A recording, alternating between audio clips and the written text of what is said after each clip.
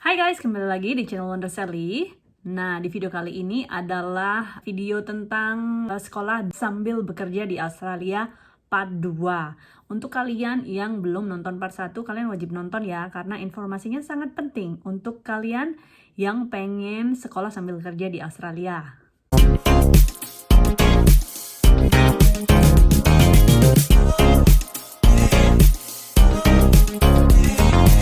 Oke, sebelum saya bahas tentang gimana sih cara daftar sekolah di Australia atau gimana cara daftar student visa, saya akan bahas hal-hal yang gak kalah penting, yaitu syarat-syarat untuk sekolah di Australia.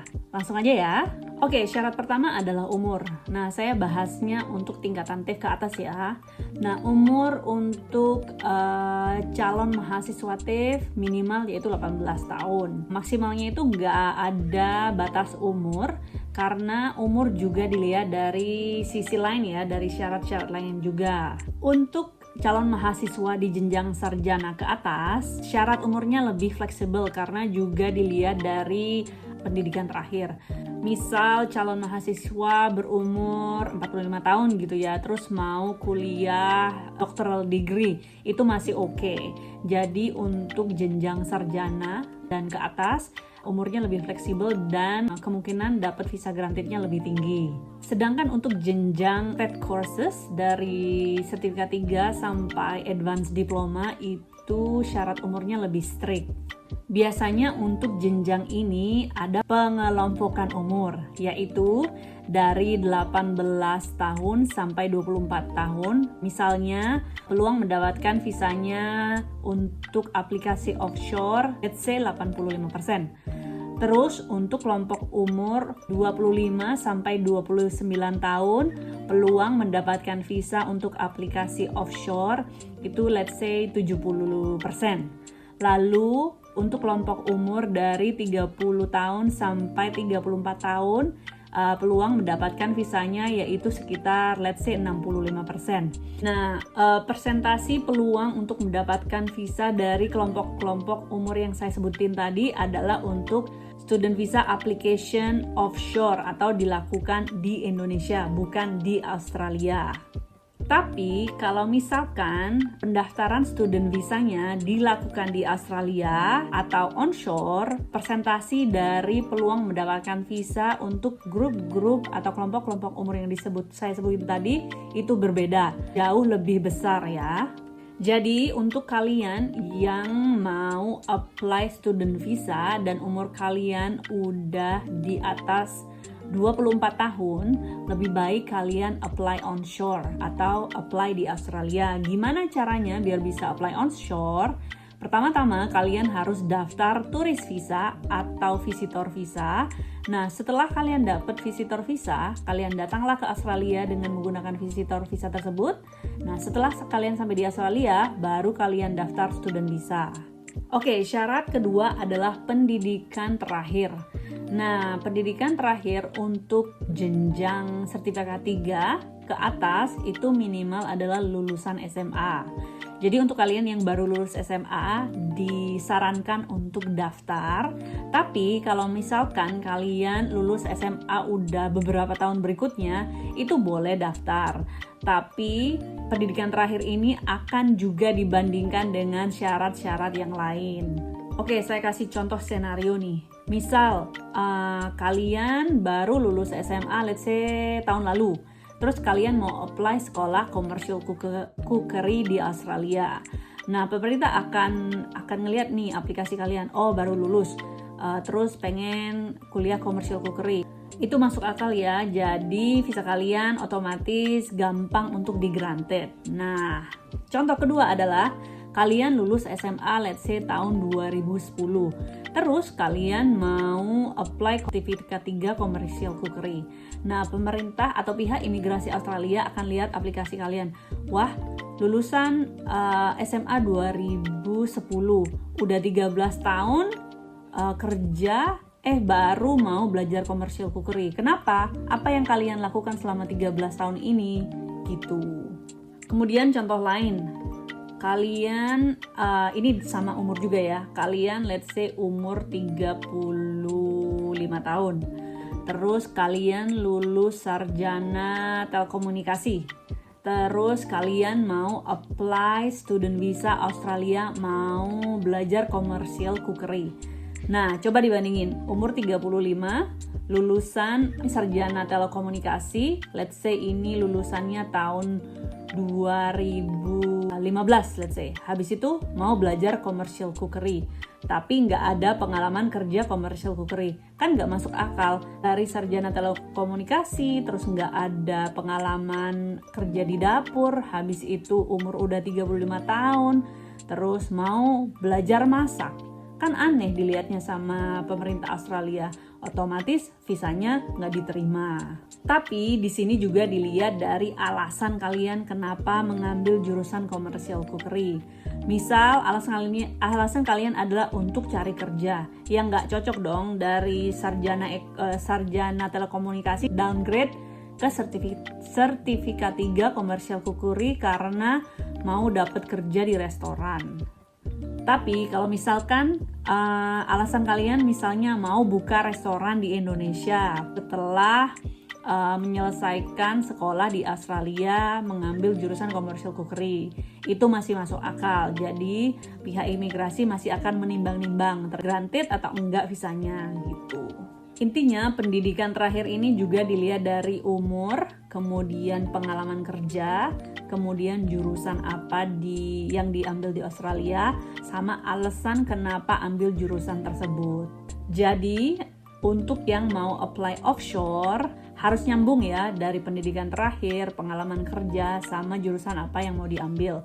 Kalau misalnya dari pendidikan terakhir sama umur sama pengalaman kerja terus jurusan yang diambil nggak nyambung sama sekali, lebih baik apply onshore. Oke, ngerti ya sampai di sini untuk jurusan pendidikan terakhir. Kemudian sekarang kita menuju ke syarat bahasa Inggris. Nah, syarat bahasa Inggris untuk jenjang sertifikat 3 sampai advanced diploma untuk VET courses, syarat minimum bahasa Inggrisnya adalah 5,5 overall score untuk IELTS. Each band harus minimal 5,0. Untuk syarat bahasa Inggris jenjang sarjana dan ke atas, itu lebih tinggi ya. Nah, misal bahasa Inggris kalian masih kurang nih ya, kalian udah tes IELTS, terus skor kalian di bawah 5,5. Jadi sebelum kalian memulai VET courses, kalian harus kursus bahasa Inggris dulu.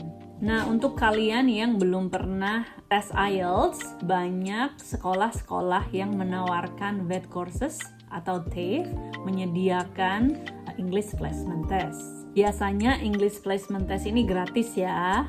Jadi pas mau daftar sekolah, tanya sama student agent kalian apakah sekolah ini menawarkan English Placement Test.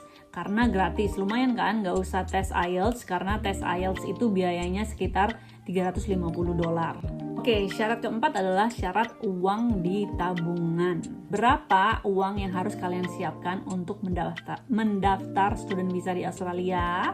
Nah, nilai dari tabungan disesuaikan dengan berapa lama kalian daftar sekolah di Australia. Misalnya kalian daftar untuk sekolah 1 tahun, tabungannya pastinya lebih sedikit dari misal kalian mendaftar sekolah selama 2,5 tahun di Australia. Saya kasih contoh ya. Dulu saya apply student visa selama 2,5 tahun. Saya harus menyiapkan tabungan sekitar 300 juta atau $30,000.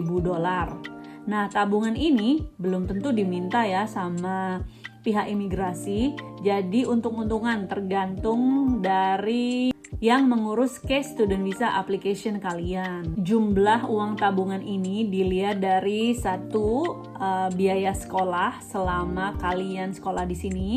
Kedua, biaya hidup selama kalian sekolah di sini. Kemudian asuransi kesehatan selama kalian sekolah di sini. Dan juga tiket pulang pergi dari Indonesia ke Australia, Indonesia. Oke, misal kasus saya dulu, saya lihat yang contekan dulu ya. Jadi biaya sekolah saya selama 2,5 tahun itu adalah $18.000. Kemudian pemerintah akan mengira-ngira nih, 2 plus biaya hidup selama 2,5 tahun, terus tiket pulang pergi Indonesia, lalu ditambah dengan asuransi kesehatan. Mereka mengira-ngira totalnya adalah $30.000 gitu. Kemudian syarat kelima adalah menulis SOP atau Statement of Purpose. Statement of Purpose ini ditulis oleh calon mahasiswa. Nah, ada poin-poin yang kalian harus sebutkan di Statement of Purpose, yaitu misalnya gini, keadaan ekonomi kamu gimana saat ini di Indonesia? Kemudian kenapa pilih jurusan yang dipilih? Kemudian kenapa pilih Australia, nggak kuliah di Indonesia atau di negara lain? Kemudian kenapa pilih sekolah yang dipilih, bukan sekolah yang lain? Terus keuntungan apa yang akan kalian peroleh setelah kalian belajar jurusan yang dipilih? Terus apa rencana yang akan kalian lakukan setelah menyelesaikan jurusan yang tadi? Kemudian ada ikatan apa kalian dengan Indonesia yang membuat kalian akan kembali ke Indonesia setelah selesai sekolah, bukan stay di Australia lebih lama. Oke, tips untuk menulis SOP ya, atau Statement of Purpose. Kalian harus meyakinkan petugas imigrasi bahwa kalian akan datang ke Australia murni untuk sekolah. Setelah sekolah, kalian akan kembali ke Indonesia. Jangan nulis tujuan kalian untuk sekolah di Australia adalah untuk bekerja atau untuk apply PR atau untuk stay lebih lama di Australia. Itu otomatis visanya ditolak. Jadi SOP ini sangat penting ya. Kadang juga SOP ini menentukan apakah student visa kalian granted atau enggak. Kalau kalian memiliki dokumen tambahan untuk meyakinkan petugas imigrasi supaya visa kalian bisa granted, yang menyangkut dari ikatan kalian sama Indonesia itu apa? Ini contohnya adalah misal kalian punya perusahaan di Indonesia, kalian lampirin bukti-bukti dari perusahaan tersebut. Atau kalian punya keluarga, anak atau istri, itu juga disebutin di SOP. Terus misalnya kalian punya rumah atas nama sendiri, itu juga bisa disebutin dan buktinya dilampirkan. Apalagi ya. Terus misalkan kalian punya tawaran kerja dari sebuah perusahaan, setelah kalian lulus sekolah di Australia, kalian bisa sebutkan itu juga. Jadi, 5 syarat yang saya sebutin tadi adalah syarat-syarat basic untuk mendaftar student visa ke Australia. Semoga penjelasan saya tentang 5 syarat untuk apply student visa di Australia yang tadi jelas ya. Oke, cukup sekian dulu untuk video kali ini, yaitu sekolah sambil kerja di Australia part 2. Kalau kalian ada pertanyaan, bisa tinggalin komen di bawah, atau kalian juga bisa DM saya di Instagram @wondersally. Nah, untuk video berikutnya, sekolah sambil kerja di Australia part 3, saya akan membahas tentang proses gimana cara apply student visa. Oke, cukup sekian dulu. Terima kasih udah nonton sampai akhir. Semoga video ini berguna buat kalian. Apalagi ya? Sampai jumpa di video berikutnya. Dah.